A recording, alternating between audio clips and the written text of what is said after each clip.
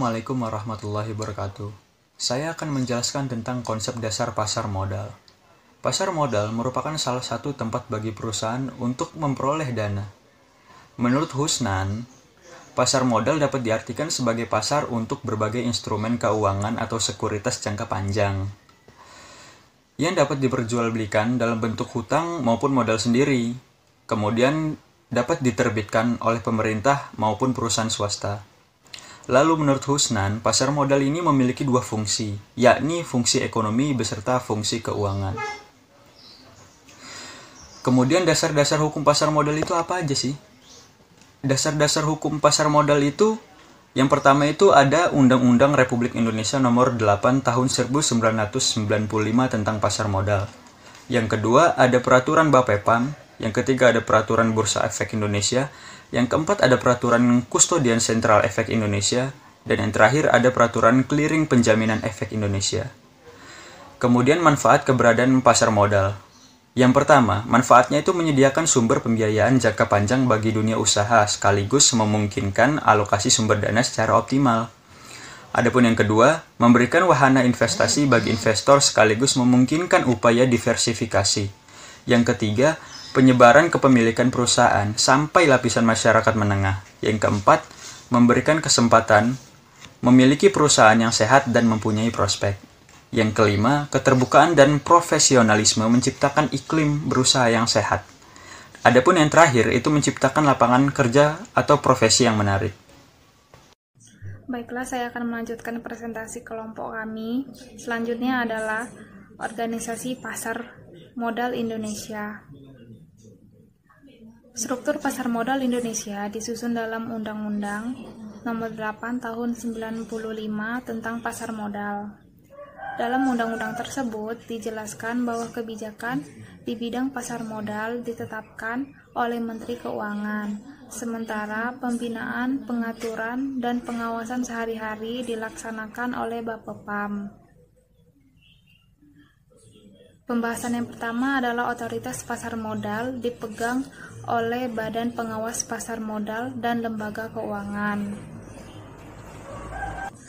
Tugas yang diemban sesuai dengan undang-undang adalah dengan melakukan pembinaan, pengaturan, dan pengawasan sehari-hari kegiatan pasar modal. Adapun tujuannya adalah mewujudkan terciptanya kegiatan pasar modal yang teratur, wajar, dan efisien, serta melindungi kegiatan pemodal dan masyarakat. Pembahasan yang kedua adalah fasilitator pasar modal Indonesia. Yang pertama adalah Bursa Efek. Bursa Efek adalah pihak yang menyelenggarakan dan menyediakan sistem atau sarana untuk mempertemukan penawaran jual dan beli efek. Kemudian adalah lembaga clearing dan penjamin. Pengertian lembaga clearing dan penjamin adalah pihak yang menyelenggarakan jasa clearing dan penjaminan penyelesaian transaksi bursa. Kemudian lembaga penyimpanan dan penyelesaian. Pengertiannya adalah pihak yang menyelenggarakan kegiatan kustodian sentral bagi bank kustodian, perusahaan efek, dan pihak lain. Pembahasan yang berikutnya adalah pelaku pasar modal, perusahaan efek. Yang pertama adalah perantara pedagang efek, adalah pihak yang melakukan kegiatan usaha jual beli efek untuk kepentingan sendiri atau pihak lain.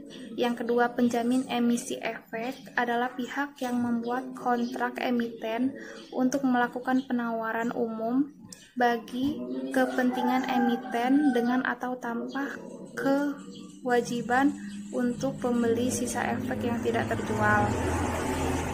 Yang kedua adalah manajer investasi, adalah pihak yang kegiatan usahanya mengelola portofolio efek untuk para nasabah atau pengelola portofolio investasi kolektif untuk sekelompok nasabah.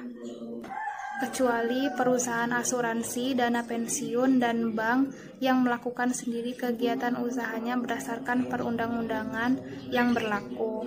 Yang keempat adalah penasehat investasi adalah pihak yang memberikan nasihat kepada pihak lain mengenai penjualan atau pembelian efek dengan memperoleh imbalan jasa. Kemudian selanjutnya adalah lembaga penunjang, meliputi yang pertama adalah Biro Administrasi Efek, yaitu pihak yang berdasarkan kontrak dengan emiten melaksanakan pencatatan pemilikan efek dan pembagian hak yang berkaitan dengan efek. Yang kedua adalah kustodian, adalah pihak yang memberikan jasa penitipan efek dan harta lain berkaitan dengan efek serta jasa lain, termasuk menerima dividen, bunga, dan hak lain. Yang ketiga adalah wali amanat, adalah lembaga yang ditunjuk oleh emiten untuk memperoleh kepentingan para pemegang obligasi.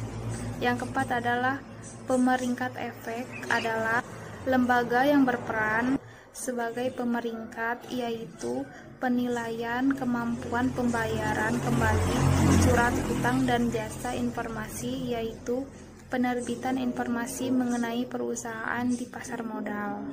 Yang selanjutnya adalah profesi penunjang pasar modal. Profesi penunjang pasar modal meliputi yang pertama, akuntan, yang kedua, konsultan hukum, yang ketiga, penilai, dan yang keempat, notaris. Baiklah, di sini saya akan menjelaskan tentang pasar modal dan mekanisme perdagangan. Di sini terdapat pasar perdana. Pasar perdana adalah penawaran efek dari suatu perusahaan kepada masyarakat atau publik oleh suatu sindikasi penjaminan untuk pertama kalinya sebelum efek tersebut diperdagangkan di bursa efek. Yang selanjutnya ada pasar sekunder. Pasar sekunder adalah pasar di mana efek-efek yang telah tercatat di bursa efek diperjualbelikan. Pasar sekunder memberikan kesempatan bagi para investor untuk membeli atau menjual efek-efek yang tercatat di bursa efek setelah terlaksananya penawaran perdana. Di pasar ini, efek-efek diperjualbelikan dari satu investor ke investor lain. Sejak tahun 1995, proses perdagangan efek di pasar modal Indonesia telah menggunakan sistem terkomputerisasi yang disebut dengan JAS atau Jakarta Automated Trading System yang beroperasi berdasarkan sistem tawar-menawar secara terus-menerus selama periode perdagangan. Dalam hal ini, Bursa Efek Indonesia menggolongkan perdagangan saham menjadi 3 pasar, yaitu yang pertama ada pasar reguler. Dalam hal ini, saham diperdagangkan dalam satuan lot dan berdasarkan mekanisme tawar-menawar yang berlangsung secara terus-menerus selama periode perdagangan. Yang kedua ada pasar negosiasi. Pasar ini dilaksanakan berdasarkan tawar-menawar individual antara anggota bursa beli dan bursa jual. Yang ketiga ada pasar tunai. Pasar ini tersedia untuk menyelesaikan kegagalan anggota bursa dalam memenuhi kewajibannya di pasar reguler maupun pasar negosiasi dan dilaksanakan dengan prinsip pembayaran dan penyerahan seketika. Materi yang selanjutnya yaitu indeks harga saham. PT Bursa Efek Indonesia memiliki 11 jenis indeks harga saham yang secara terus-menerus disebarluaskan melalui media cetak maupun media elektronik sebagai salah satu pedoman bagi investor untuk berinvestasi di pasar modal.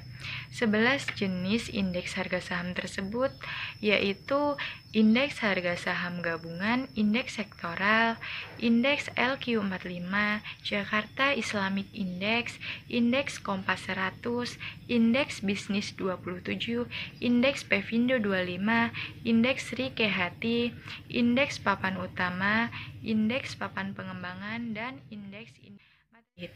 Sekian yang dapat saya sampaikan. Kami akhiri. Wassalamualaikum warahmatullahi wabarakatuh.